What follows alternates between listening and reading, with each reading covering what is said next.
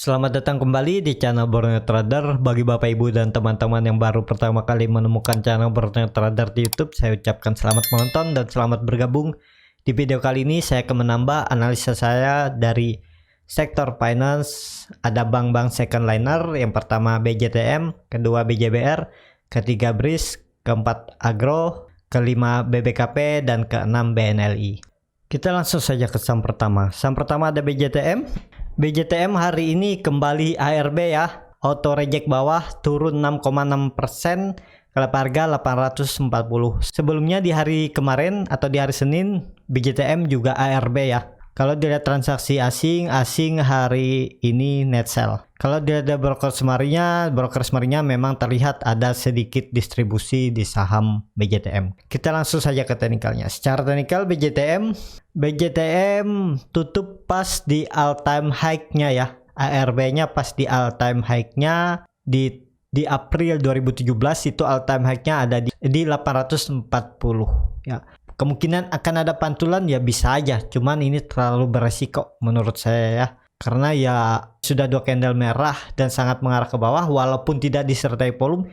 Ya mungkin ada pantulan, cuman ya kalau yang mau nyicil ya bisa, cuman jangan berharap ya, jangan berharap besok akan rebound. Pikirin dulu resikonya, kalau besok ARB saya siap nggak?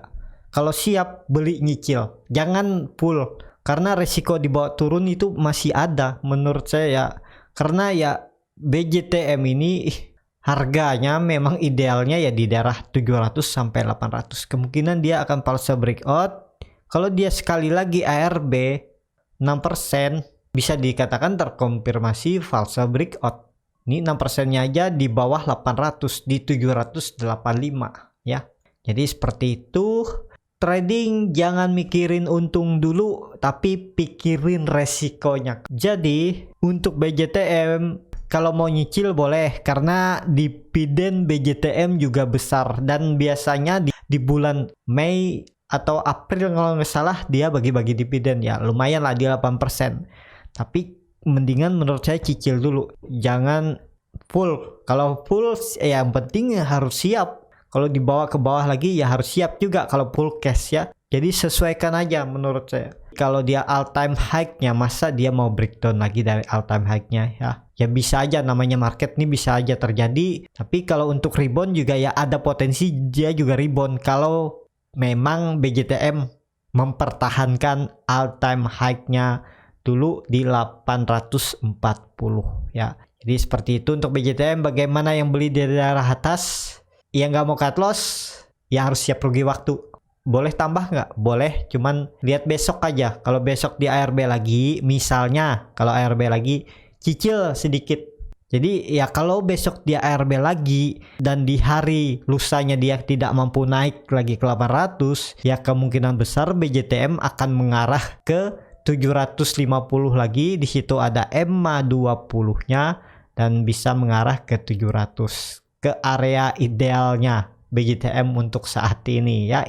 Area idealnya ya BJTM itu di 700 sampai 800 itu ya. Nah ya, karena itu yang bisa dikatakan dia akhirnya breakout. Ini bisa dikatakan confirm breakout nggak? Kan sudah 3 candle ya, belum. Kalau besok dia breakdown atau membuat candle ARB di bawah 800 ya bisa dikatakan BJTM false breakout, walaupun itu adalah resisten kuat ya. Di 800 itu resisten kuat yang terbentuk dari 2017. Semoga dipertahankan lah ya.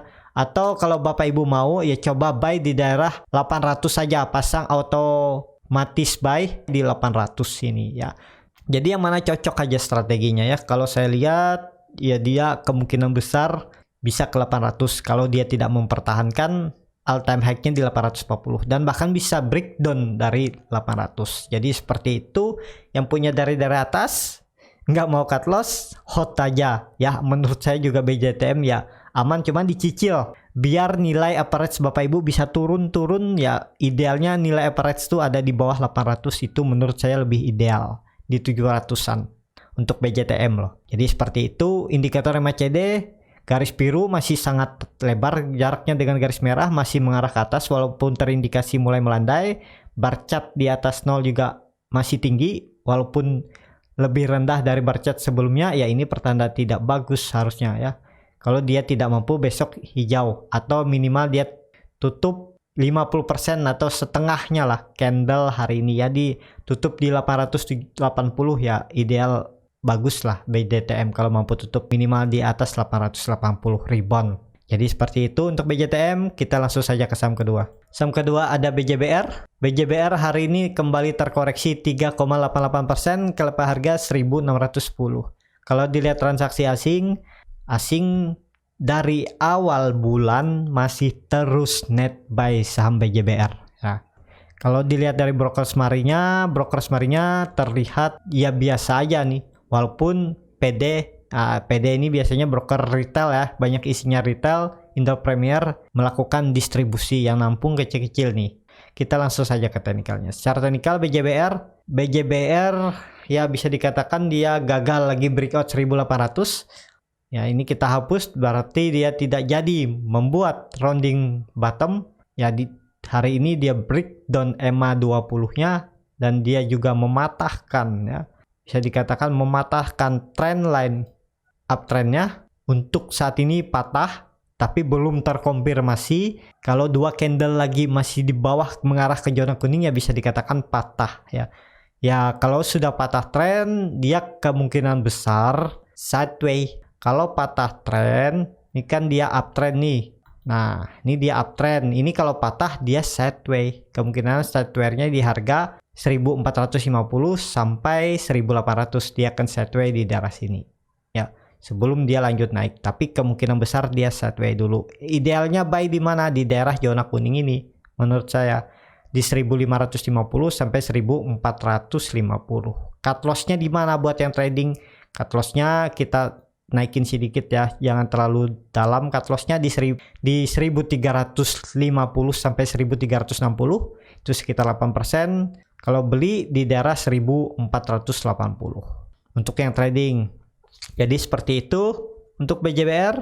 Kalau tren untuk jangka menengah sampai panjang ya, BJBR ini masih ideal untuk dicicil karena kemungkinan besar dia bisa uptrend lagi. Tapi kondisi sekarang, karena kalau dia dua candle masih di bawah support trend line-nya ini ya patah trend, dia akan sideways dulu di range harga 1430 sampai 1800. Jadi seperti itu untuk BJBR ya, sebelum dia naik tinggi ya, dia akan sideways dulu sebelum dia kembali menguji 1800. Dan ya bisa dikatakan kalau dia sudah kembali menguji 1800 dan terkonfirmasi ya, kemudian dia bisa dikatakan reversal lagi, dia mengarah ke atas lagi. Jadi seperti itu untuk BJBR. Kita langsung saja ke saham ketiga. Saham ketiga ada Breeze. Breeze hari ini kembali ARB ya, ke level harga 3190. Kalau dilihat transaksi asing hari ini net buy. Kalau dilihat dari broker semarinya terlihat memang ada sedikit akumulasi di saham Breeze. Kita langsung saja ke teknikalnya. Secara teknikal Breeze menurut saya ya kemungkinan besar masih akan terus koreksi dan mengarah ke support terdekatnya ya di 2760.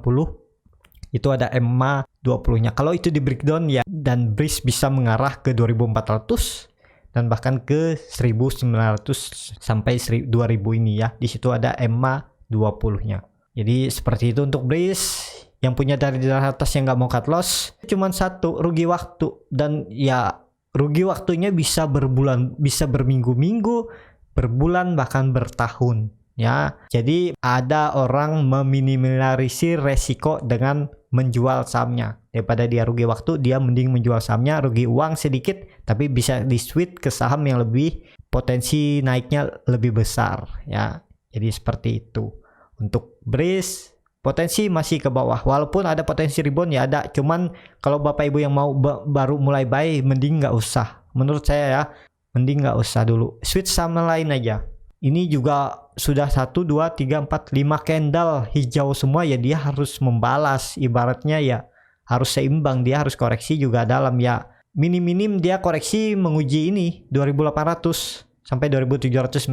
Di situ ada EMA 20-nya, bahkan bisa lebih dalam, bisa ya, bukannya nakutin, cuman ya seperti itu ya Breeze. Indikator MACD juga terlihat garis biru mulai mengarah ke bawah dan sudah mendekati garis merah. Bar chart di atas 0 juga makin tipis ya. Ya potensi bearish memang ke bawah lagi. Jadi seperti itu untuk bearish. Kita langsung saja ke saham keempat. Saham keempat ada Agro. Agro juga hari ini kembali ARB ke laba harga 1235 turun 6,79%. Kalau dilihat transaksi hari ini asing malah net buy tapi tipis. Kalau dilihat dari broker kemarinnya terlihat malah ada distribusi di saham Agro. Kita langsung saja ke teknikalnya. Secara teknikal Agro juga ya pelan-pelan mengarah ke 970 sampai 1000 ini. Ya, ini menurut saya ya kalau mau buy coba ideal di sini menurut saya ya. Ya kemungkinan Agro misalnya melanjutkan penurunan 2-3 candle lagi ke bawah ya. Habis itu bisa aja Agro sideways di daerah 970 sampai 1200 ini. Dia tektokan atau sideways di daerah sini. Menurut saya seperti itu untuk Agro ya. Walaupun di 1200 ini ada EMA 20 yang akan menjaga, tapi terlihat indikator garis biru juga sudah terbentuk dead cross. Bar chart di bawah 0 juga terbentuk. Ya harusnya Agro lanjut. Juga Agro sudah naik tinggi ya dia akan membalas dengan turun dalam. Karena Agro naik bukan karena fundamentalnya membaik atau apa, tapi karena cuman sentimen yang menurut saya hanya berlaku sementara. Jadi ya dia akan kembali lagi lah ke ideal harga marketnya ya. Jadi seperti itu untuk Agro. Yang punya dari atas sih bagaimana? Yang nggak mau cut loss ya seperti yang saya bilang tadi, rugi waktu. Bisa berminggu, berbulan, ataupun bertahun. Ya, bisa cepat ya, bisa kembali, bisa. Cuman kita nggak tahu kapan. Karena untuk sekarang, Agro lagi mengarah ke bawah. Jadi seperti itu untuk Agro. Kita langsung saja ke saham kelima. Saham kelima ada BBKP. BBKP hari ini juga terkoreksi 6,98%. ARB di lepas harga 670. Kalau dilihat transaksi asing malah net buy yang cukup besar di saham BBKP hari ini. Kalau dilihat dari broker kemarinnya terlihat ya ada sedikit distribusi di saham BBKP. Kita langsung saja ke teknikalnya. Secara teknikal BBKP mengarah ke 600. Ini harga ideal buy ya. Kalau menurut saya buy BBKP itu harga idealnya di daerah sini, di daerah 600. Jadi kalaupun sekali lagi ARB pas di 600-an kan, di 620 ya Bapak Ibu bisa coba antri buy di daerah 620 sampai 625. Ya coba antri buy, siapa tahu setelah dia menyentuh harga dekat-dekat ARB dia berbalik arah ya. Kemungkinan juga harga 600 akan dipertahankan BBKP untuk saat ini. Dan kemungkinan juga BBKP ya akan sideways di range harga 600 sampai 750 ini. Dia akan sideways di daerah sini. Kalau saya lihat ya, kalau sampai dia breakdown dari 600, dia bisa mengarah ke 400 karena di situ ada EMA 60-nya. Jadi kalau sampai terkonfirmasi breakdown dari 600, range sideways BBKP di bawahnya 400 sampai 600 ya. Jadi seperti itu untuk BBKP. Yang punya dari daerah atas bagaimana? Ya lihat besok aja. Kalau yang punya dari daerah atas lihat besok. Kalau punya dana ya kalau dia ternyata mempertahankan 600 ya itu bisa berpotensi dia akan sideways di daerah atas ini ya di 600 sampai 750 ya Bapak Ibu bisa price down. Menurut saya untuk BBKP ini masih aman. Menurut saya masih aman ya. Ya kalaupun buruk-buruknya dia ke 400 cukup dalam juga nih. Sekitar 30% ya. Ya kalau Bapak Ibu ada dana ya tinggal price down di bawah. Kalau dia balik arah bisa profit besar ya. Ya itu buruk-buruknya loh ke 400 ya buruk-buruknya. Tapi ya maksimal menurut saya paling ke 500 ini aja dia akan ada pantulan. Atau malah ada pantulan di 600 untuk BBKP. Jadi seperti itu untuk BBKP. Kita langsung saja ke saham terakhir. Saham terakhir ada BNLI. BNLI hari ini juga terkoreksi 3,95% ke lepas harga 2.670. Kalau dilihat transaksi asing malah net buy. Kalau dilihat dari broker semarinya terlihat ya sedikit akumulasi di saham BNLI. Kita langsung saja ke teknikalnya. Secara teknikal BNLI sudah di area support, dan di situ juga ada EMA 60 dan BNLI juga sudah dekat dengan support trend line uptrendnya. Ya, apakah bisa spekulasi buy? Bisa ya. Cut lossnya cuma agak dalam di 2360 sekitar 11%. Target profit ya resisten terdekatnya 3000.